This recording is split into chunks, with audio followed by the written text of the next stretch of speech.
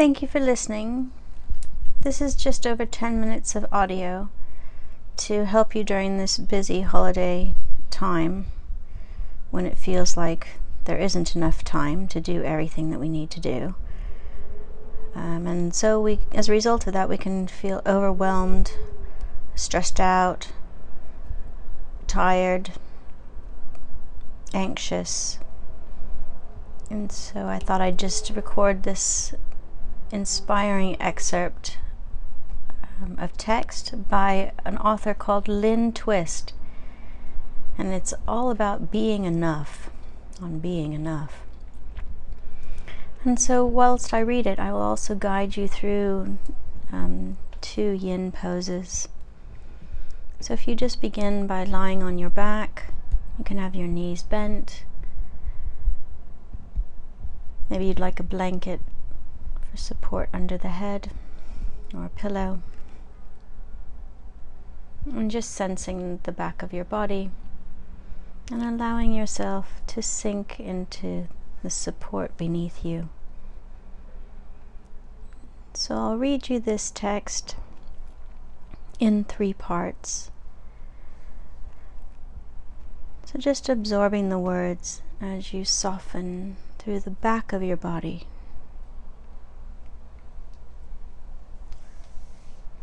For me, and for many of us, our first waking thought of the day is, I didn't get enough sleep.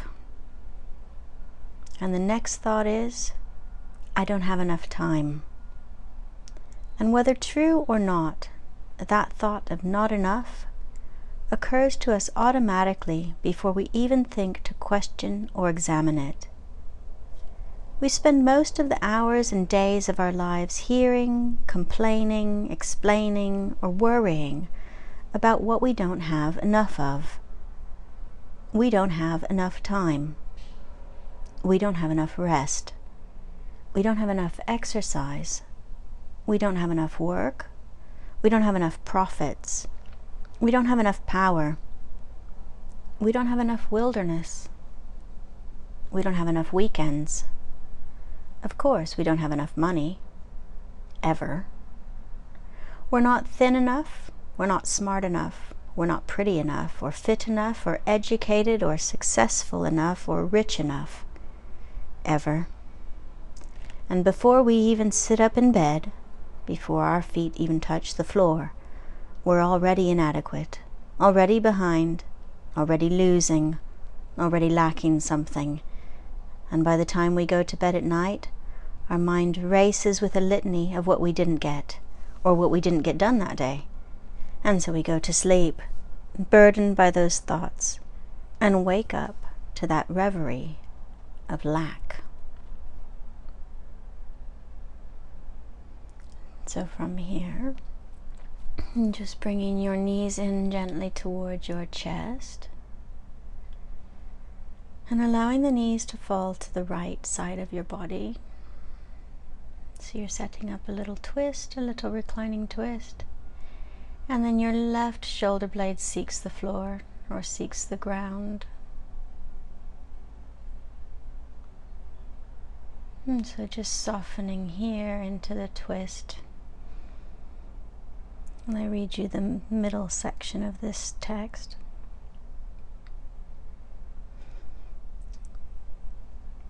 So the text continues.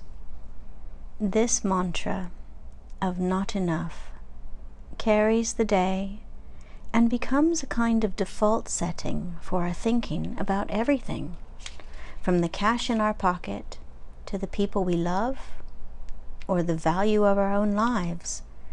What begins as a simple expression of the hurried life or even the challenged life grows into the great justification for an unfulfilled life. And it becomes the reason we can't have what we want or be who we want to be. It becomes the reason we can't accomplish the goals we set for ourselves, the reason our dreams can't come true, or the reason other people disappoint us, the reason we compromise our integrity, give up on ourselves, or write off others. Scarcity becomes the lens through which we experience life, and through that lens our expectations, our behavior, and their consequences become a self-fulfilling prophecy of inadequacy, lack, and dissatisfaction. This internal condition of scarcity, this mindset of scarcity, lives at the very heart of our jealousies, our greed, our prejudice, and our arguments with life. Scarcity is a lie. Independent of any actual amount of resources, it is an unexamined and false system of assumptions, opinions, and beliefs from which we view the world as a place where we are in constant danger of having our needs unmet. No matter where we are in the political, economic, or financial resource spectrum, the myths and mindset of scarcity create an underlying fear that we, and the people we love or care about, won't have enough of what's needed to have a satisfying, happy, productive, or even survivable life. But we can free ourselves from the myth of scarcity, see for ourselves, each of us in our own life, whether or not it's a valid way to live. And when we unpack the mindset of scarcity, we find 3 central myths. Toxic myth number 1. There's not enough. There's not enough to go around. Everyone can't make it. Somebody's going to be left out. There are way too many people. There's not enough food. There's not enough water. There's not enough air. There's not enough time. There's not enough money. There's not enough is the reason we do work that brings us down, or the reason we do things to each other that we're not proud of. There's not enough generates a fear that drives us to make sure that we're not the person, or our loved ones aren't the people, who get crushed, marginalized, or left out. And once we define our world as deficient, the total of our life energy, everything we think, everything we say, and everything we do becomes an expression of an effort to overcome this sense of lack and this fear of losing to others or of being left out.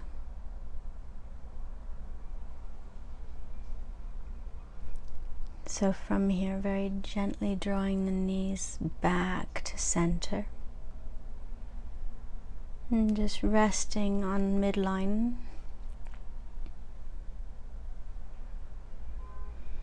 Once again, sensing the back of your body.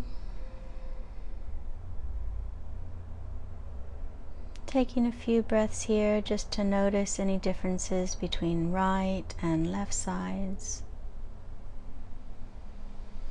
Softening back into the support of earth.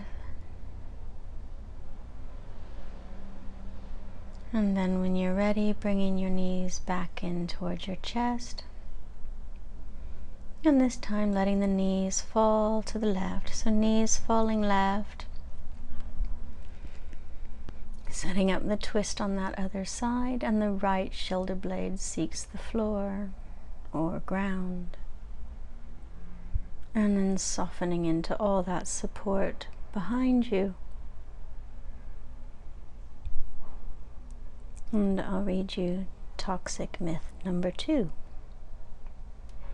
Toxic myth number 2 is that more is better. More of anything is better than what we have. It's the logical response if you fear there's not enough. But more is better drives a competitive culture of accumulation, acquisition, and greed that only heightens fears and quickens the pace of the race. And none of it makes life more valuable. In truth, the rush for more distances us from experiencing the deeper value of what we acquire or already have. When we eat too fast or too much, we cannot savor any single bite of food. When we are constantly focused on the next thing, the next dress, the next car, the next job, the next vacation, the next home improvement, we hardly experience the gifts that we have now. More is better distracts us from living more mindfully and richly with what we have. More is better is a chase with no end and a race without winners.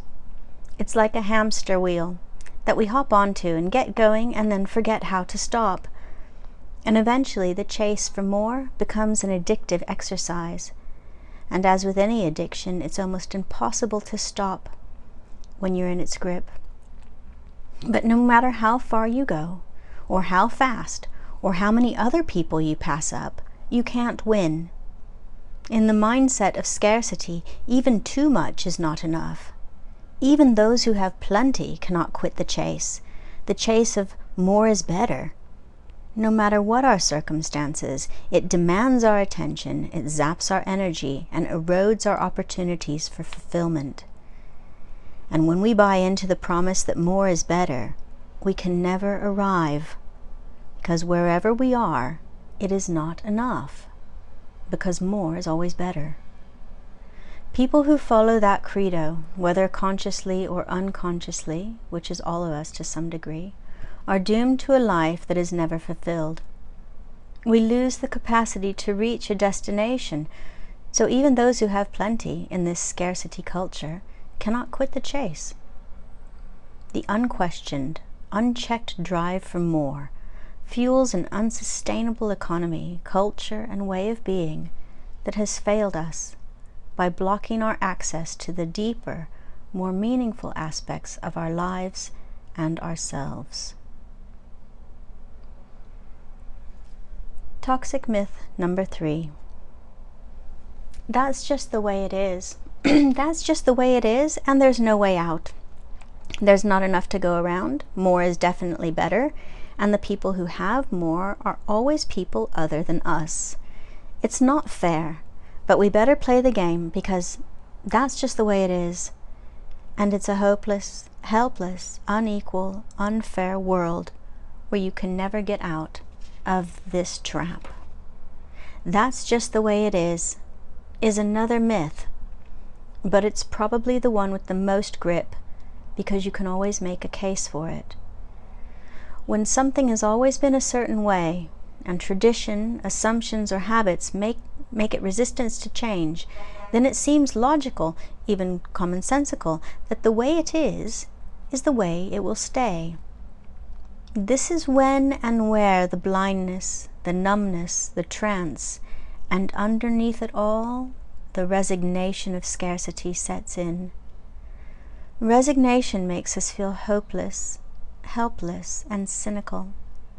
Resignation also keeps us in line, even at the end of the line, where a feeling of lack holds us back from commitment to contributing what we do have: time, energy, and creativity to making a difference.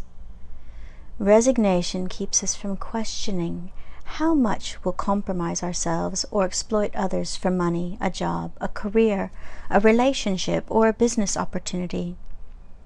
That's just the way it is justifies the greed, prejudice, and inaction that scarcity fosters in our relationship with the rest of the human race. And we have to be willing to let go of that's just the way it is, even if just for a moment, to consider the possibility that there isn't a way it is or way it isn't. There is the way we choose to act and what we choose to make of our own circumstances.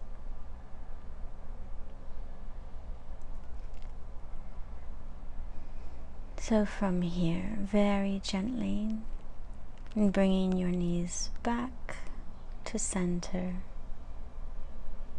and either just letting the feet come to the floor with the knees bent, or perhaps you'd like to stretch the legs instead.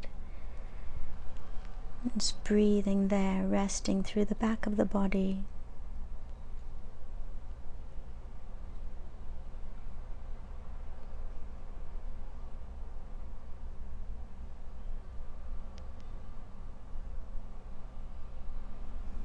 Taking a full inhalation